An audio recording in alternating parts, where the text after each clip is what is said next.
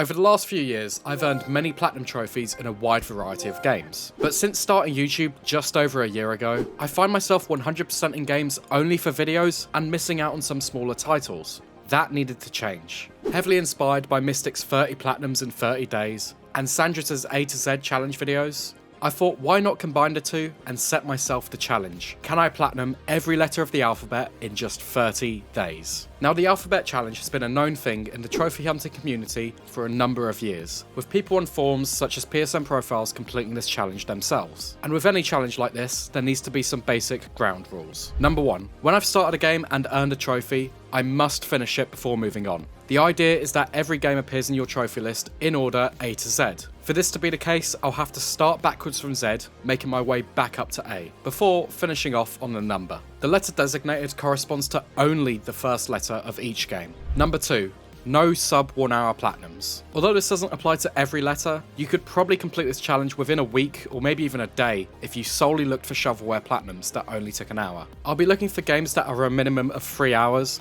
but more so around the 5 to 10 hour mark. So no jumping or stroking games. Number 3. The reason for me starting this challenge is to complete games that have been on my backlog for quite a while, with some curveballs thrown in. So the main thing I'll be looking for is games in my collection or on my wish list that I have not played before. I will not be doing any stacks of games I've previously done. So with all that out the way, on October the 20th, 2024, at exactly midday, it was time to start the challenge with the first letter, Z. As you'd probably expect, Z doesn't have too many choices, and even fewer that aren't zombie related. But there was one that piqued my interest, and that's because it is a game based off one of my favourite films growing up, Zombieland. Time to nut up or shut up. Unfortunately, upon purchasing and loading up this game, there was a realisation that I might have made a slight mistake. Oh, it's Game Mill. Didn't they make the terrible, Kong games and stuff? Yeah, Game Mill have made The Walking Dead Destinies and Skull Island Rise of Kong. At its core, this game is just a twin-stick shooter, although not a particularly good one. The voice acting is pretty shoddy, but at least there are some references to the original film. Thankfully, it is quite short, and the majority of trophies correspond to finishing each of the 10 levels, with some more unlocked along the way.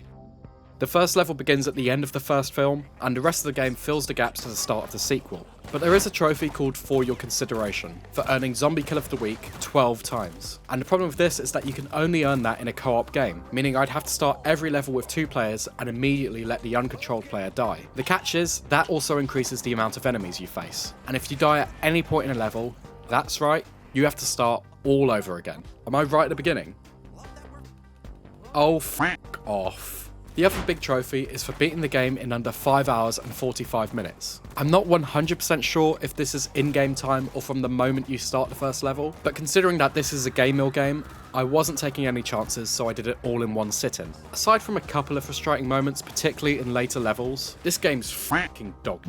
I'd finished the game within about 3 hours. Casablanca beat the 10th level, direct flight, travel from LA to DC in under 5 hours and 45 minutes, and only required some cleanup trophies, which is just a case of completing some side missions and replaying the same missions over and over to level up. This wouldn't usually be a problem, but things like this can happen. I think I've hit a bug.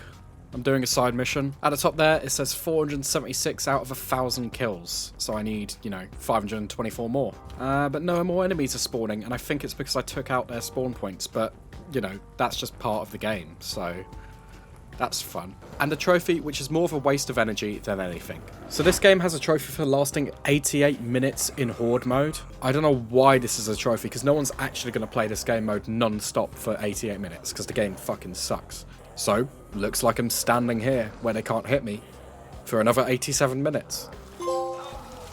But it wasn't long before my first platinum was in the bag, 4 hours faster than the 10-hour guide suggested. Both at once. 10 times the bullets, fully upgrade weapon durability, 10 times the amazement, fully upgrade the special meter, and brains of the operation, earn all other trophies. The first one is down, now let's move on to Y. For the letter Y, there really isn't much to choose from. The obvious series here is Yakuza, but that's not something that generally appeals to me, and the game length for those games tends to be quite hefty. I didn't fancy yet another zombie defense, as I was pretty worn out from zombie killing, so instead I opted for this game, Yu-Oni. I know absolutely nothing about this game, apart from dragged into a living ghost story where the sun never sets. There's no real guides on it, and it basically looks like just play the game, I think. It looks like I have to get an alternate version of the story or something, but let's go into it. The game is pretty simple. You start at a water bucket, make your way to a doll, and make your way back to the water bucket.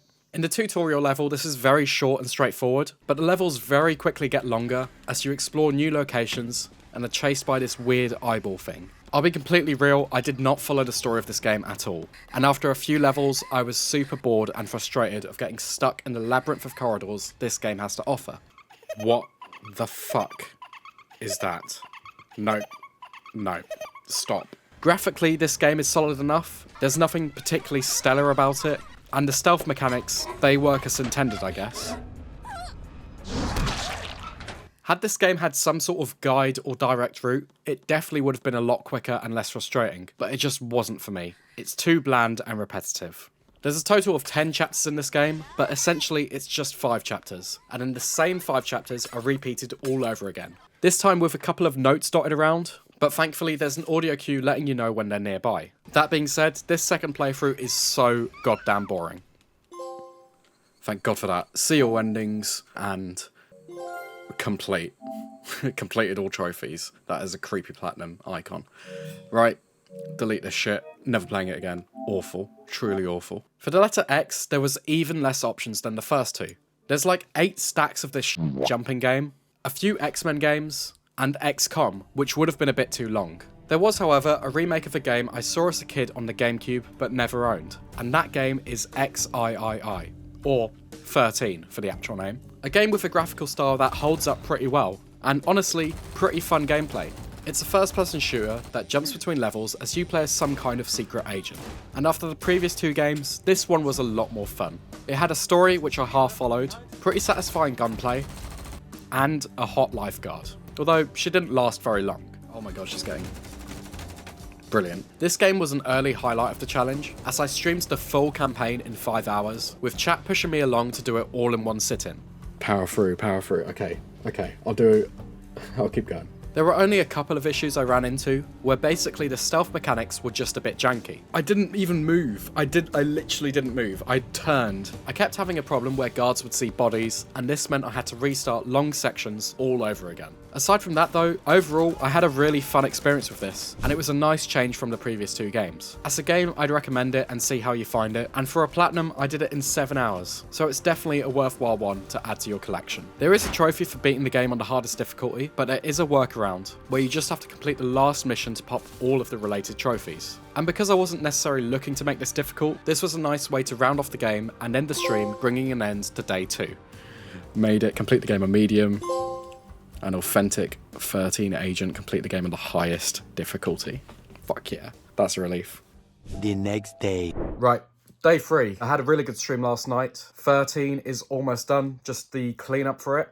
But first, before I start with that and then move on to the next game, there's one big thing I got to do. Hey Leia, do you want to go for a walk?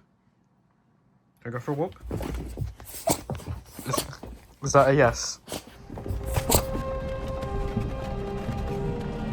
Back to finish off 13, there were a few easy cleanup trophies, such as completing levels without shooting and taking no damage. But none of this took very long, and within a couple of hours, the 3rd platinum was mine, just on schedule. Die more than 25 times, and ultimate 13, obtain all trophies of the game. Game number 3 now completed. Alright guys, for W, I might have made a bit of a mistake. Hear me out. So the big games I could think of for W. Wolfenstein, done the first 2, not doing that one. Watch Dogs, done the first 2, not doing that one. What Remains of Edith Finch, fantastic game, already done. But there was one that I already owned. We Were Here, 2 out of 10 difficulty, 5 hours. Yeah, why not? Let's go for it. Immediately upon starting it and checking the guide, I realised the entire game is co-op. No bother, I came prepared. I may not have friends willing to get random platinum trophies with me, but I do have multiple consoles. So I fired up the PS4 and connected with my other account. And this game is pretty cool. It's a co-op puzzle game that was received pretty well and has multiple sequels. The emphasis is on communication, and well, that's easy when it's just me communicating with myself. Maybe too easy. There's trophies for completing each puzzle with both roles, and a few random things to do along the way. Right at the end, one of you leaves and the other one is trapped forever. It's all pretty cool and works nicely. Problem is, I had this platinum in 51 minutes, 4 hours quicker than the guide suggested. But once I I popped my first trophy, it was already too late. Now the only respectable thing about this game is the platinum percentage sits at 39%, but it did still leave a bad taste as it just felt a bit cheap. I wanted to avoid games under 1 hour, and within 4 games that had already happened. Thankfully, it was just a one-off for this challenge, and I carried on to the next game. V is an interesting one. There's quite a lot more choice than you might think, particularly a lot of vampire games, but there's also quite a few VR games. But with that being said, there was one game I kind of knew I wanted to play right from the outset, Viewfinder. Winner and nominee for many awards in 2023, it was a game that really caught my eye, and it certainly didn't disappoint. There's a few moments early on which are pretty interesting, as it sort of reveals you're in some kind of testing machine. Oh shit.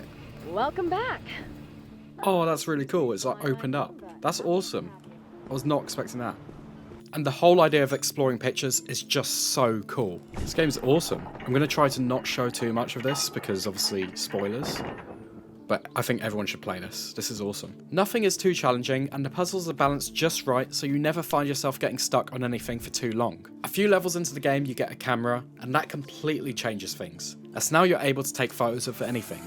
A bit like a duplication glitch, which I feel like is exactly what everyone who played Minecraft wanted to do at some point. It's just a really unique, interesting puzzle game. Probably one of my favourites in this challenge. So if any of this interests you, I'd highly recommend giving it a go. And hey, there's a trophy for finding a cat in a waterfall.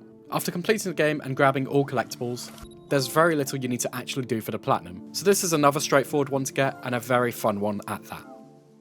You is another interesting one. There's the obvious series of Uncharted, and a few shorter games such as Untitled Goose Game, Undertale, and Unpacking, of which I've done 2 of, but I didn't really fancy Unpacking. I've seen it done before and it felt a little too short even for this challenge. So I went with Up.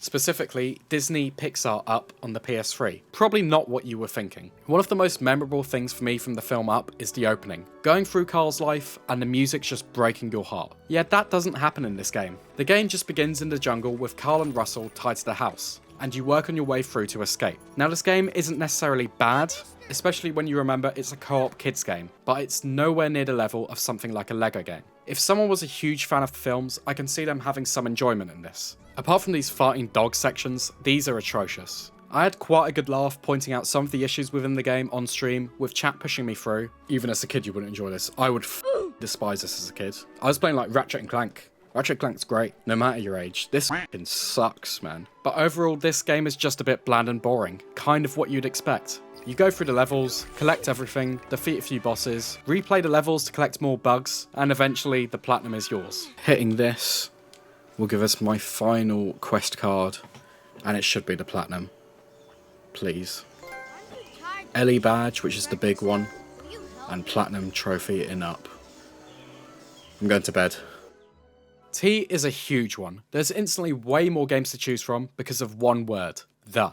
There's almost double the previous letters combined in terms of choice, with 72 pages of games on PSN profiles. Of course, with that comes a lot of crappy shovelware, but the choice here is far wider. In some ways, it's a bit of a problem, because it's like, well, what do I play then? After some deliberating, I went for a game that was free on Plus, and reminded me of some of the classic Zelda games, Tunic.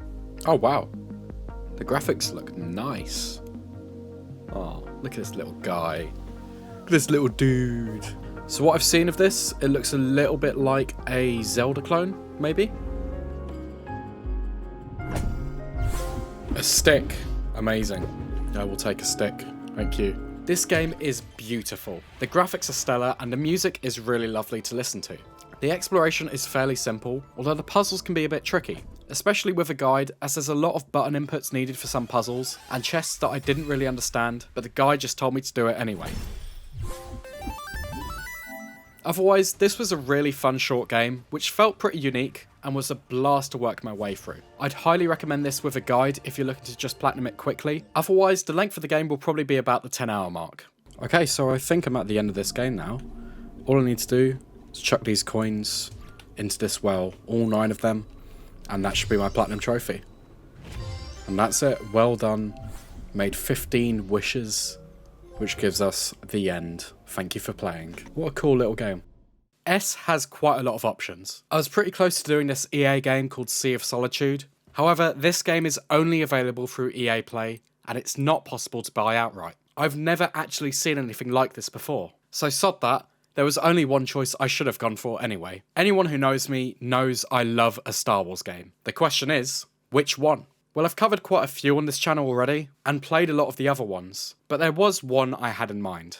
Okay, so it's the 25th, which means we're 5 days, 12 hours into the challenge. I've done nothing today. I did some of the editing for another video, but I've done nothing in terms of the challenge today.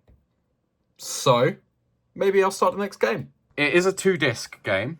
It's not going to be Republic Commando. It's going to be Star Wars Episode 1 Racer. Star Wars Episode 1 Racer is exactly what you could expect. It's pod racing and nothing else. The first race on Tatooine is by far the most iconic, and it's pretty cool having Duel of the Fates playing in the background. But that's all it is. The same racing with slightly different maps and Duel of the Fates on loop. The third time hearing it was probably enough for me, let alone the 20th time. The environments do change enough that the first time you play a new map it is quite interesting, but that's about the only thing that really changes race to race. There's nothing too difficult here, as a lot of the trophies are tied to playing the campaign, with some for reaching high speeds, purchasing all upgrades, and finally completing a mirrored race to get the Platinum Trophy. Okay, this should be it. Left, I mean right, complete a mirrored race, and now this is pod racing. Earn all trophies in Star Wars Episode 1 Racer. Fairly fun game for a short while, but even as a huge Star Wars fan, I found it pretty boring pretty quickly. R has two of my favourite big franchises, Resident Evil and Ratchet & Clank. But there was one game right from the outset of this challenge that I knew I wanted to play. And that game? Rollerdrome. What a game this was. Developed by Roll7, a London-based studio known for the Ollie Ollie games, Rollerdrome seems to learn from those games and perfectly translate it into a 3D space, with guns. I don't really know what more I can say about this game. It was the perfect challenge even with assists on. There's trophies for beating the main campaign and completing every challenge. Oh god, completionist. 100% of challenges in the main campaign, which works pretty well because if you miss one, you don't have to get them all in one run. The first campaign is pretty simple. Play through and enjoy the new locations, complete challenges, and earn some trophies along the way. There is, however, one challenge that, no joke, might have taken me a couple of hours. It's on the last level and you have to perform a trick of over 2,500 in a certain section. And this honestly took so long. But if anything, it was only good practice. Oh my god, I finally did it. I finally did it. That has taken, no joke, like an hour, maybe 2 hours just for that one challenge. Hopefully, like, that's the last of it. Jesus Christ, man. It's the second campaign, Out for Blood, where things really step up. Gone are the miscellaneous challenges, now you need to have an S rank on every single level. And this did take quite a lot of getting used to. For a while, I just couldn't figure it out. And I honestly hit a wall on stream if I was actually going to be able to get this platinum. Oh god, I need a drink. And no, not alcohol. Maybe alcohol, actually. Maybe some more rum.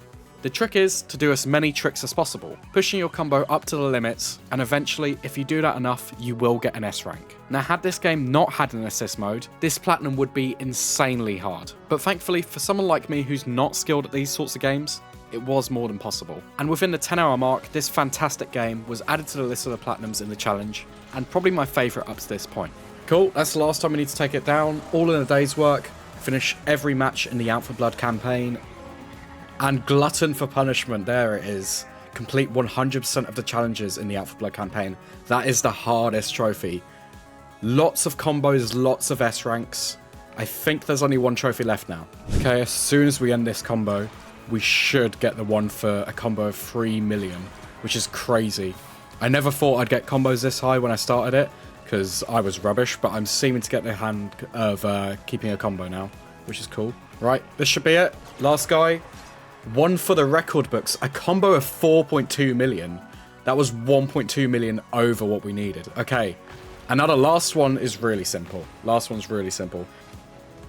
Is that gonna do it?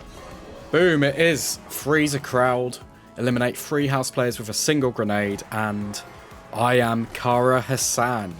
Rollerdrome platinumed. That was a really tough one, but a really fun one. Quite a rare platinum as well. Only 8% of people have got this platinum trophy. So, time to move on to the next. The next letter is Q, and there is so little to choose from here. Honestly, barely anything of interest to me. Again, there's a few more grubby games, but I eventually scrolled through and found this game that I thought I'd give a go. Quern. Less than 50 people on PSN profiles have got the platinum, which is actually a bit of a problem, because it means as a puzzle game, there are very, very few solutions out there. And the puzzles are actually pretty tricky. It's scary because it's actually a really difficult puzzle game. Just the first puzzle already got me a little bit, so see if I'm going to regret this. Thankfully, the majority of the trophies are story related, and there were a couple of forms on Steam that could point me in the right direction. The game visually looks good enough, and there are attempts of some sort of story here. Whilst not particularly gripping, I wouldn't say this is a bad game, but not necessarily worth the time. There's not really much interesting I can say about this game, other than it was another game to add to the list, and my final trophies were just for reloading my save and getting both endings. You have made the right choice. P was an interesting one, because although there's a fair amount of choice for this letter, nothing really stood out to me. But after searching up the Metacritic score for this one, I just knew I had to play this game, and I'm so glad I did.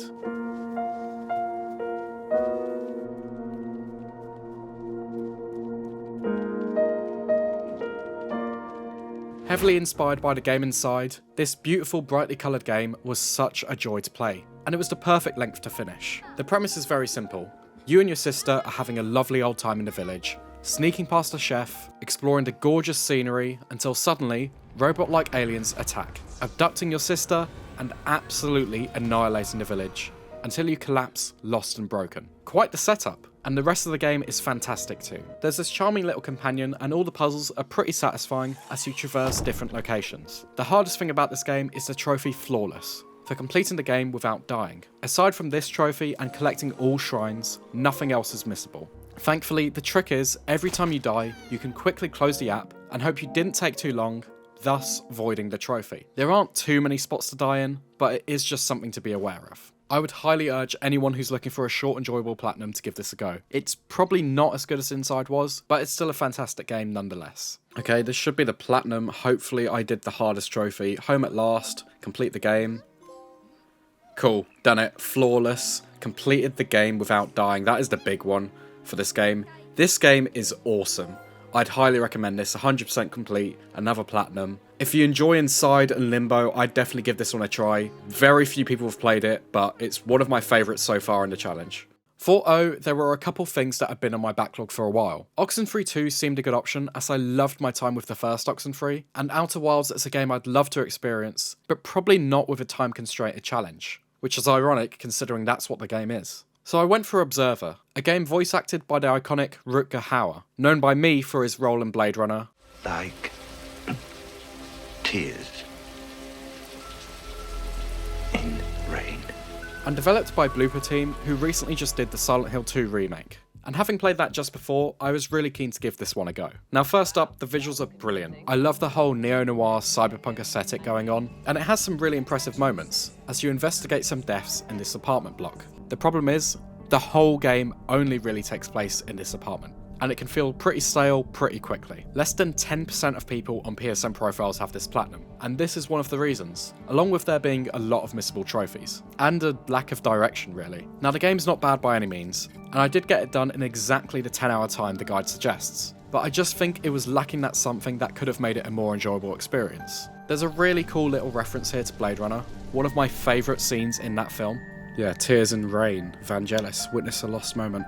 And a few weird sections where you infiltrate people's minds, which can get a bit interesting. I don't know what's going on here. Overall, I enjoyed my time with this game, but it wouldn't be something I'd urge people must play. If the setting intrigues you at all, then it may be worth your time. However, once again, I got both endings, and my time with the game came to an end. Oh god, I feel rough. There are 14 days left in the challenge. I've got 15 games left. Yeah, I need to pick up the pace a little bit. Luckily, this is now my sole focus for the rest of the challenge. Like, I've edited all the videos. I am all in on this. So, one day where I can get 2 platinums in one day, and then keeping the pace of a platinum a day, I should be fine. But with that, let's go to the next game. Once again, N isn't a letter that was particularly lacking in options, but there was one game I had in mind right from the outset that had only been released a few months prior, and that game is Nobody Wants to Die, a game that I best described within the first few seconds of the game. It's very similar to like I don't know, it's like cyberpunk Bioshock vibes I get from this. It's really cool. This is more what I was expecting Observer to be like, so this is definitely better. This game is really cool. Visually it's beautiful, and it has an interesting main character, dealing with the loss of his wife. The setting is in a world where the title suggests nobody wants to die, and the rich can live forever. The dream of immortality. A bit like that Justin Timberlake film, In Time. It's another detective scenario like Observer, but it solves my main complaint with that game, as you see and experience different locations. There's a few sections where you're trying to figure out who got murdered and how, and you do this by rewinding time and investigating certain scripted segments. And whilst this is initially cool, it does get a little tiresome towards the end. Unfortunately, the story didn't really hold up too well for the runtime, as I did find myself getting a little bit bored towards the end, trying to finish things off once again, getting the multiple endings for another platinum. So the game's finished. I didn't really enjoy it. The story just didn't resonate with me. Too much dialogue, not interesting gameplay. The graphics and the setting's brilliant, and it's like really cool, just sort of Bioshock but in New York. That's really cool, but the game just didn't resonate with me. And we get Anguish for getting the bad ending, Return to Darkness, and Nobody Wants to Die Platinum Trophy. After the previous two games both being quite long and story driven, I found myself getting a little burnt out and needing a break. So I decided for M that I would change things up a little. As you can probably tell by my accent, I'm from the UK. So by that, you can probably expect I know very little about baseball. My knowledge extends to playing Wii Sports in the 2000s. So for the next game, I fancied giving MLB The Show 24 a go. Well, I've got a trophy. I've got no idea what's going on, so this could be bad. It's only a 6-hour platinum, but it could easily take me like double that, because I have not a Scooby what I'm doing. I mean, what more can I say? It's baseball. Hit the ball with the bat and try and get home runs. By far the hardest trophy for me was trying to catch the ball by doing a swan dive, mainly because it took forever trying to figure out how to even do one in the first place. That's by far the hardest trophy I've done so far. Like, it just seemed so luck-based trying to do a swan dive, but that's just because I'm awful at the game as well, so, you know. But once that was unlocked, everything else fell into place, and it was pretty relaxing fun, just hitting some home runs until I finally played my 24th game and unlocked the last trophy. Champion of the Diamond. Considering I knew nothing about baseball games, I feel like that went pretty smoothly. L has so many choices. There's many LEGO games to choose from, although some of them can be a bit on the longer side. But for L, I had in mind a series that I really enjoyed a few years back, and missed some of the newer games. And that series is Life is Strange. Now back in 2015, I remember playing the first Life is Strange game back when it was releasing in episodic parts, and I had a really good time with it. Way more fun with it than Sandra's did, for example. Life is Strange, I never want to play a Life is Strange game again. It's so ridiculously cringy in my opinion. But there was one Life is Strange game that had been sitting on my shelf since release, and that is True Colors, starring Alex Chen harnessing the power of reading people's emotions. This didn't hit anywhere near the same as the original Life is Strange games did for me back in the day, but I think that would be an almost impossible challenge trying to replicate that feeling again. By no means was this a bad game. Like all Life is Strange games, it still had some challenging moments and topics, but it generally had a more uplifting, positive vibe to it, as orphaned Alex Chen tries to find a sense of belonging in Haven Springs, Colorado. This is going to sound really weird, but this game feels like inspired by South Park in the way that it's set in Colorado and we're doing like the South Park RPG games from like the Stick of Truth. It actually works alright though, it's quite good fun.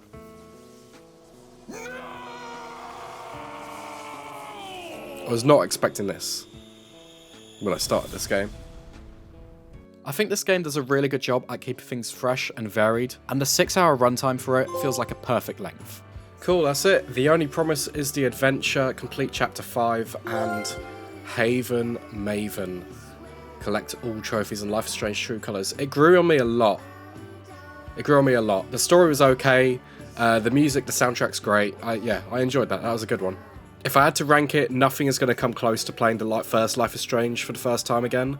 But that was like a nicer, less dark version of it. It was cool. For K, there weren't too many games that caught my eye, but there was one that I read the description of and thought, what the hell, I'll give this a go. Let me read it to you. Set in October 1970, the game centres on Carl Forbert, a private investigator who arrives at a snowy town in Nord de Quebec, only to find the place deserted with something that is lurking around. Cool. I'm really excited for this game. I love Firewatch. It's one of my favourite games of all time. It doesn't have a platinum, unfortunately. And I've heard this has somewhat similar vibes. So yeah, I've been wanting to play this one for quite a while. I'm keen to play this one. So the game begins with exactly that. Carl is a polite man who earns trophies for being a good Canadian and leaving a tenner. Sorry, eh? In typical Canadian fashion, Carl left $10 for the cut-off chain. Oh, I see. What a nice Canadian man he is. But unfortunately, a reckless driver runs him off the road, and Carl awakens in the snow. And that's basically the game. You have to survive and trek through the snow, uncovering the mystery. There's wolves dotted around who are the main cause of your problems, but they're not too tricky to get rid of, provided you have some bait. And the rest of the game is trudging through the snow and finding out what the hell is going on. It's a really cool game, and although I wouldn't say it's much like Firewatch, I still had a great time with it going for its platinum trophy, and would highly recommend it. What is Blood waffling about? Why does he look like that? His head looks too big for his body. One of my favourite things in this game is the snowmobile you unlock, allowing you to travel quicker and across different terrains. At the end of my first playthrough, I earned many trophies for completing the game whilst doing different things. Amari Usk Admer, complete the game. Prohibition, complete the game without drinking any alcohol. Pink lungs without smoking. Firearms registry without shooting. And that's it, yeah. Lots done there. However, for the trophy Onwards on Foot, you have to complete the game without using a vehicle. And although this is possible on your first playthrough, it would take ages trying to gather all collectibles and missables like this. So 2 playthroughs is advised, but it's nothing too strenuous at all. Right, it's been like another hour or 2, but there is Onwards on Foot for beating the game without using vehicles. It's a really long, boring trophy. And then Hall of Fame for unlocking every trophy in Kona. Jay had far less options than I thought it would, but to be honest, I already knew what I was going to do for this letter. So, there are 11 days left in the challenge, 11 games left. I'm now trying to get ahead, where I have a game head start sort of thing, so that I've got a bit of breathing room for some longer games as well. And next up is Jusant. Now, I've heard a lot of good things about this game. I think it won some awards, maybe at Game of the Year or something like that. Best indie game, maybe. It was close in some awards. I'm really looking forward to playing this, and I should get it done in only a few hours, meaning that I can do 2 games today. Fingers crossed. So, let's jump right in. Jusant, a French nautical term for a receding tide. I love the art style already. It's really nice. I'm getting, like, Journey-ish vibes, maybe? Cool, yeah. So what I do know of this game, basically the story is climb that thing, get up to the top. The music, the graphics is cool. I like it already. So this whole game is just traversal and climbing, but it's done in a way where the environments keep changing and new mechanics are introduced, so it always feels fresh. I just couldn't get over how pretty this game is. This game is so beautiful. I love it. It's really cool. I'm really glad I'm playing this. That's awesome. The render distance as well, really nice. The trophies are pretty straightforward. There's collectibles to gather, such as these frescoes and altars, and then a whole lot of letters. But the majority are earned naturally through story progression, so you can really just sit back and take in just how cool this game is. Oh, there it is, Water Piper. What a game. That was awesome. Honestly, truly an awesome game. Ballast for the platinum as well. Probably one of my favourite games I've played so far. Awesome. I is another weird one. I was expecting way more games to choose from than there were again. Infamous is the big franchise here, and a few of the games are short enough that I could probably do them, but I didn't particularly fancy them. It Takes Two requires a player to, so I set my eyes on another game that was nominated for Best Indie Game Awards, and that was Indica. Not sure how to say it. Again, it won some awards. It's going to be a bit of an interesting one because I think you play as a nun or something, so it could be weird, but we'll see. Okay, I was not expecting that to start. I thought it was like a 3D walking sim sort of game. Yeah, that's what I was expecting. That camera angle was wild. Yeah, it's interesting to have a game set in a nunnery of sorts. Graphics look cool. Frame rate's a little choppy, but the graphics look cool. That's one thing I've noticed playing all these games, is generally the graphics have been pretty solid in all of them, even if they're indie games. As exciting as all of that sounds, and as intriguing as a game set as a nun is, the opening 20 minutes of this game is rough. Right, I'm willing to give every game a chance, but why do I have to spend 10 minutes filling up water, walking back and forth? Like, I understand Indica's not particularly liked, she's not having a fun life, but for f***'s sake, man, come on. Do it once and then let me move on. This isn't gameplay, this is labour. This game is so weird. For example, one of the really early trophies requires you to drown yourself over and over again. But the story really grew on me. If you can get over that initial rough start to the game, Hidden Here is a really interesting, unique game as Indica battles internally with religion and goes on a journey through a war-torn country. If I say any more, I'll be giving away key parts of the game. It absolutely won't be for everyone, but if any of this sounds appealing to you, I'd highly recommend this one as well. For H, there's one series I really want to go through and start completing all of, and that series is Hitman. So to get started with that separate challenge, I thought I could do a Hitman game in here, and knocking out 2 birds with 1 stone, I chose by far the shortest Hitman game. So this game is only available on the PS4. It does not work on the PS5 whatsoever. So it's installed back on the PS4, let's give Hitman Go a go. Oh, there it is, first trophy, 2 for 1. I don't even have sounds on. God, the PS4 trophy system is so old, isn't it? Kill 2 enemies at once. This game kinda just sucks. It's a mobile puzzle game and nothing more. I got pretty bored of it extremely quickly, and the fact this isn't available on PS5 is probably a blessing in disguise. There's really nothing else to say from here aside from that, as there is barely anything else to it. Even for die-hard Hitman fans, this game would definitely be one to miss. That's 3 enemies crushed at once, which should be the platinum, I think. Controlled demolition, and Agent 47, Hitman Go, done. Probably my least favourite game, or it's up there anyway. That was just boring, but it does help me on my journey to get all Hitman Platinums, so, you know, double whammy.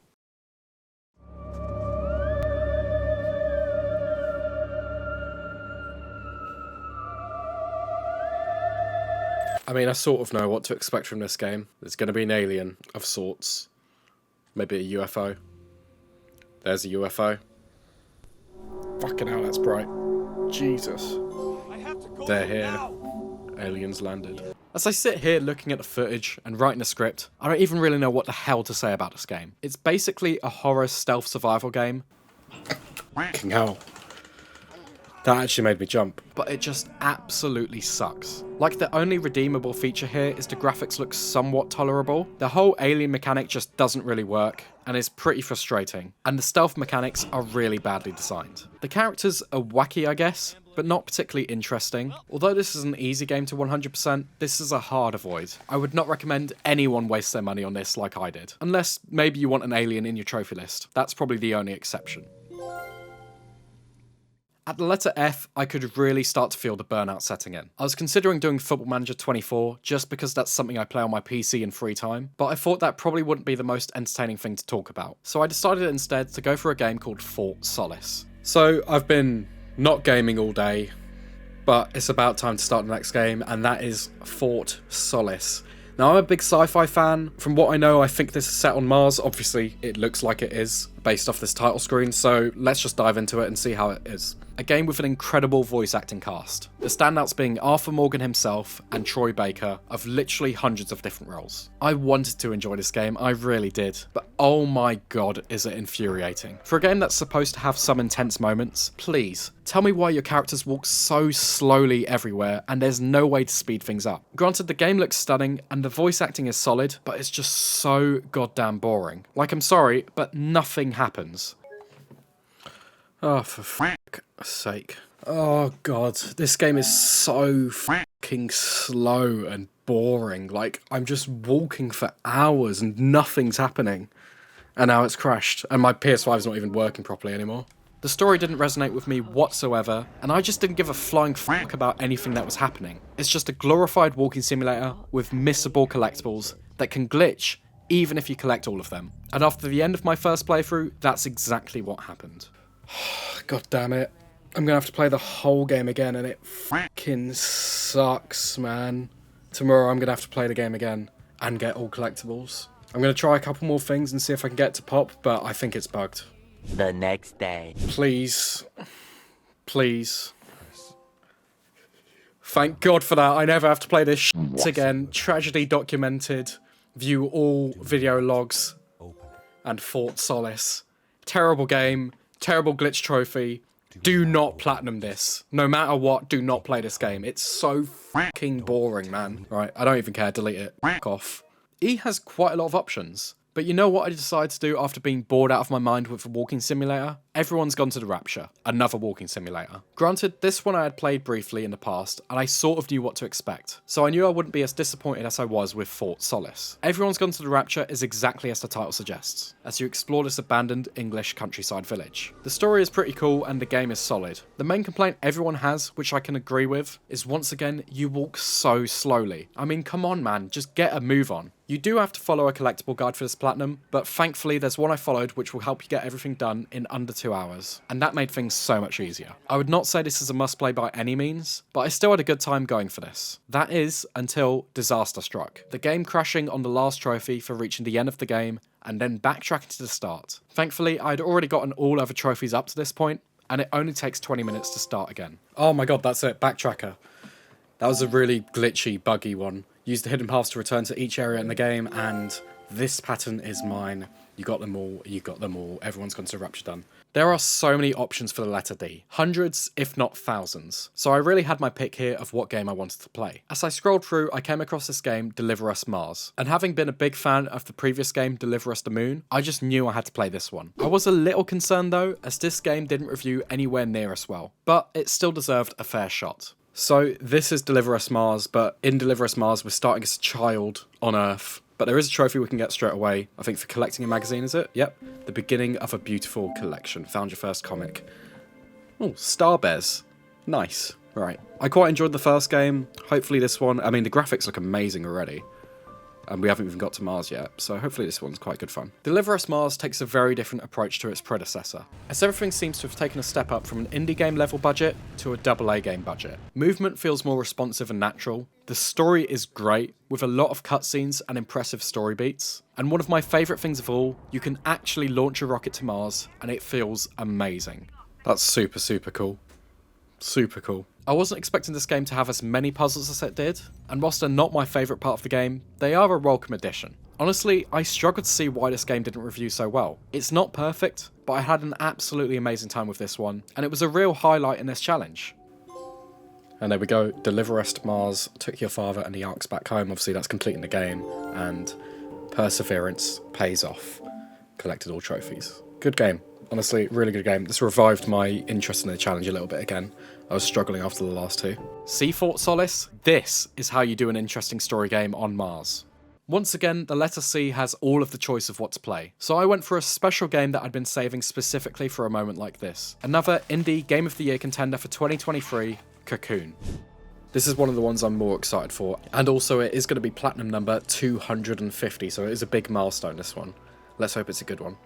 There it is. The butterfly or thing that came out of the Cocoon. Cocoon is one of the most interesting, clever puzzle games I've ever played. Had this not had a guide to help me get through some of them, I would have been so lost. It's so clever and utterly brilliant. Honestly, way more clever than my puzzle solving abilities are. This game is like that Rick and Morty episode, where they go into Rick's car battery, and inside that is a mini-universe, with another mini-universe inside that. Each colour world corresponds to different abilities, and the way you use them is just so unique and cool. I'm not usually a huge fan of puzzle games. They make me feel dumb, and this one certainly did, but I was still in awe of just how brilliantly clever it was. And oh my god, the boss fights. I would have never expected this game to have such well-balanced, interesting boss fights, but it does such a good job at making them both challenging and satisfying to beat. If any of this looks or sounds good to you, I would definitely give it a go. The only trophies outside of the story-related ones are for finding these ancestors, as they're called. Some of them are pretty well hidden, but it's far from difficult, and makes this another pretty easy, but really satisfying platinum trophy to get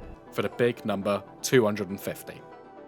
You all know the drill by now, 3 games left, lots and lots of options for B. So I went with an option that I've been curious about playing for quite some time. So this is quite a recent game, Brothers: A Tale of Two Sons. Well, the original is a bit of an older game, I never played the original. I'm quite excited to play this and see what it's like. I know it's not as good as A Way Out or It Takes Two. Those two are supposed to be better games, but this one I can play by myself, so let's give it a go.